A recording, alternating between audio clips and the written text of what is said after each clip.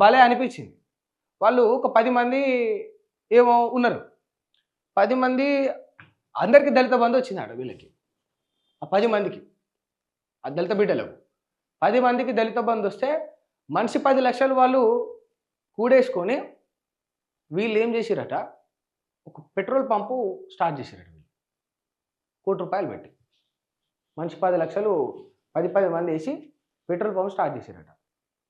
ఇయాల దళిత బిడ్డలంతా గూడా petrol pump ఓనర్‌లయ్యిండ్రు.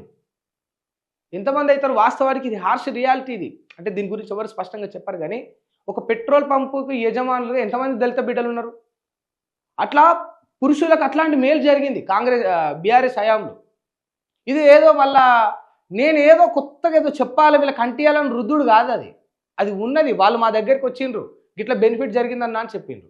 ఈ కాంగ్రెస్ హయాంలో అంతో ఇంతో బెనిఫిట్స్ మహిళలకు జరుగుతా ఉన్నాయి. బట్ పురుషులకు ఎందుకు బెనిఫిట్స్ చేయట్లేదు? ఏం అబ్బాయిలు ఓట్లేదా? అబ్బాయిలు ఓట్లేయలేదా? మగోళ్ళు ఓట్లు అడగలేదా మీరు? ఏదో ఒకరు మీరు డైరెక్ట్ గట్ల దళిత బంధు పేరుతోటి 10 లక్షలు ఇయ్యకున్నా గూడా ఏదో ఒకటి, ఏదో ఒకటి ఇట్నో గట్ల వాళ్ళకు ఆ రైతు భరోసా పడదు, ఇది పడదు, ఏది పడదు.